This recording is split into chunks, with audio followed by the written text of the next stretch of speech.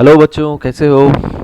ठीक ठाक। तो चलो बच्चों, शुरू करते हैं आज का ये एक प्यारा सा चैप्टर, एक प्यारी सी कोट के साथ, जिसका जो आप स्क्रीन के ऊपर देख सकते हैं।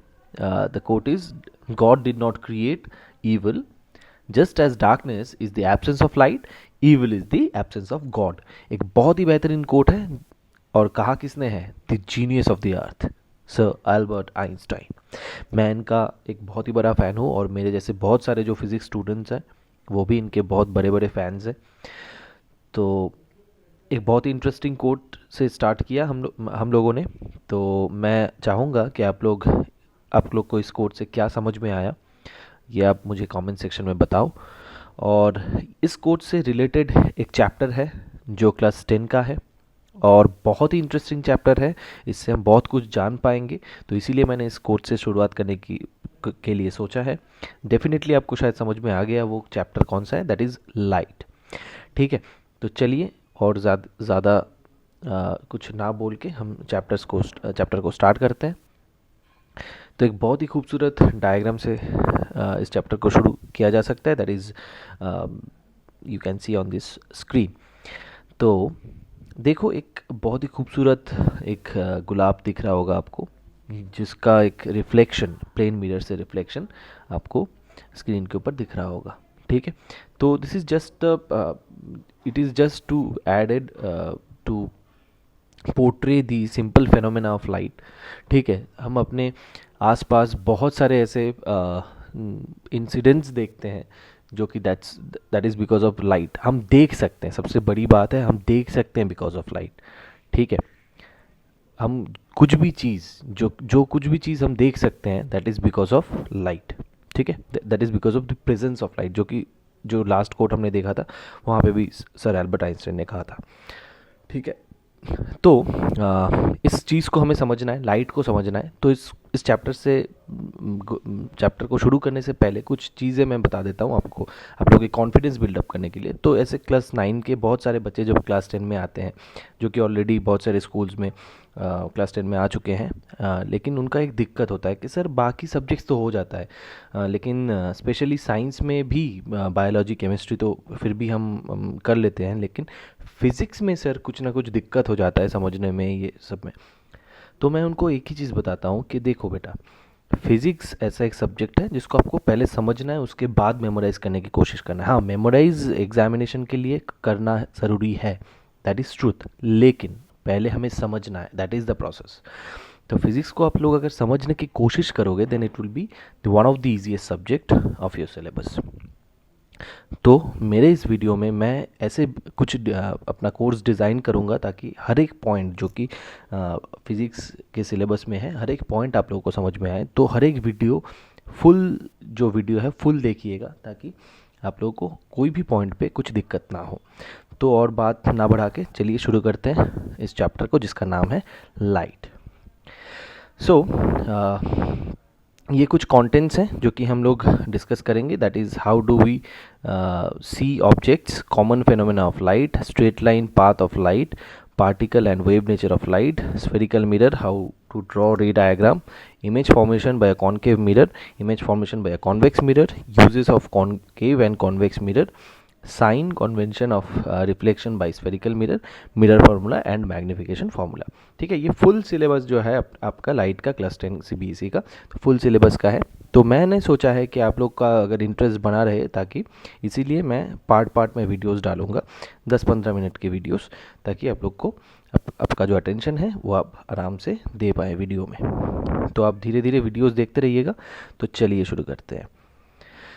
अगर एक डार्क रूम है, तो डार्क रूम में हम कुछ भी नहीं दे सकते, लेकिन उस रूम में अगर कुछ ना कुछ लाइट आ जाए, ऐसे एक सोर्स ऑफ लाइट चाहिए, एक बल्ब चाहिए जहाँ से लाइट एक आएगा, और कोई भी ऑब्जेक्ट के ऊपर रिफ्लेक्ट होके हमारे आइज़ में जब आता है, तभी हम उस ऑब्जेक्ट्स को देख पाते हैं।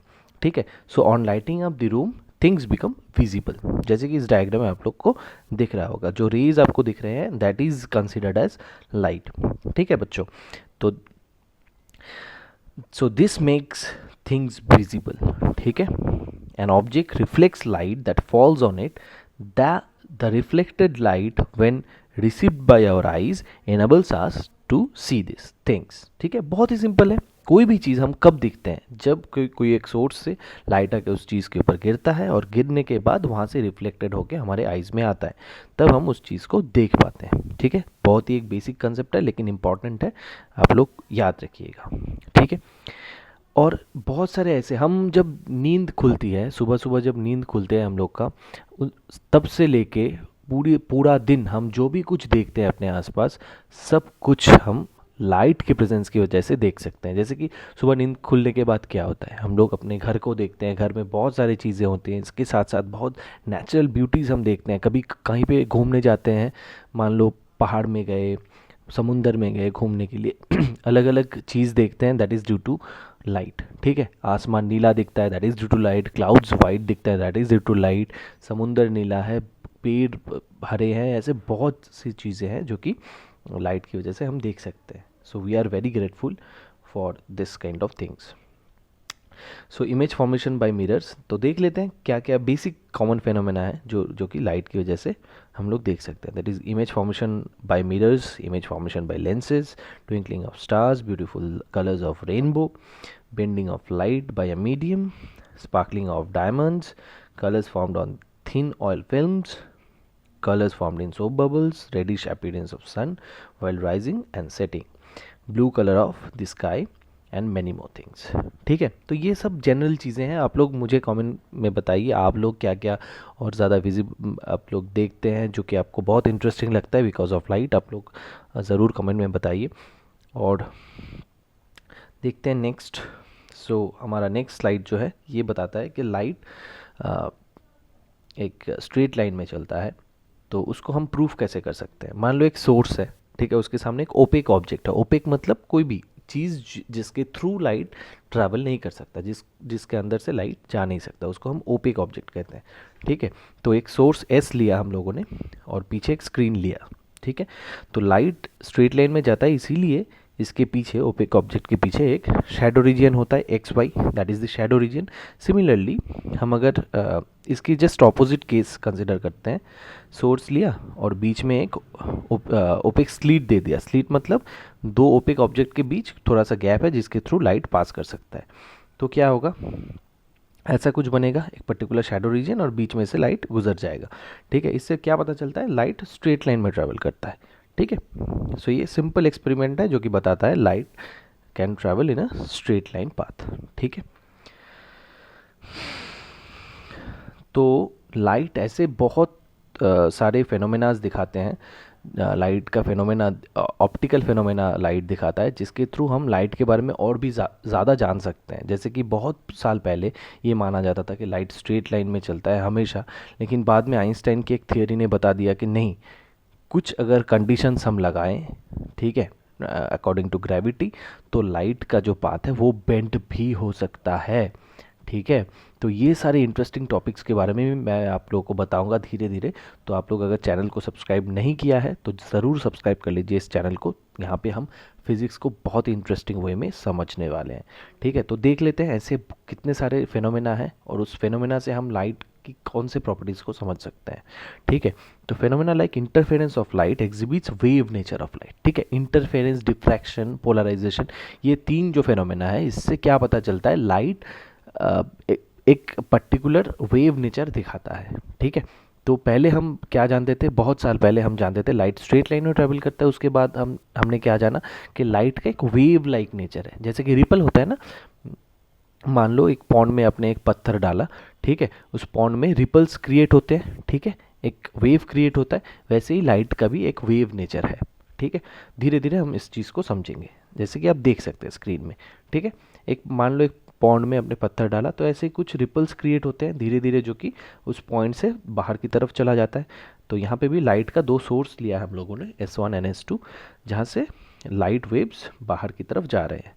ठीक है, तो यहाँ पे क्या होता है, दो ऐसे अगर सोर्स लेते हैं तो ब्राइट बैंड डार्क बैंड का एक जो पैटर्न बनता है दैट इज़ कॉल्ड इंटरफेरेंस। ठीक है, ये चीज़ ज़्यादा डिटेल में हमें जानने की ज़रूरत नहीं है हमारे सिलेबस में, मैं सिर्फ आप लोग के नॉलेज के लिए बता रहा हूँ। ठीक है, सिमिलरली डिफ्रैक्शन, जैसे कि पहले वाले केस में मैंने दिखाया था एक्सपेरिमेंट में जहाँ से स्ट्रेट लाइन प्रूव होता है लाइट, वहाँ पे दिखाया था कि ये डायरेक्टली ऐसा शेडो रीजन होता है, लेकिन एक्चुअल जो रियल लाइफ सिनेरियो है वहाँ पे शेडो रीजन में भी थोड़ा सा पार्ट होता है जहाँ पे थोड़ा सा ब्राइटन अप हो जाता है, that is X Y region. आप लोग अगर चाहो तो ये एक्सपेरिमेंट घर पे भी करके देख सकते हो।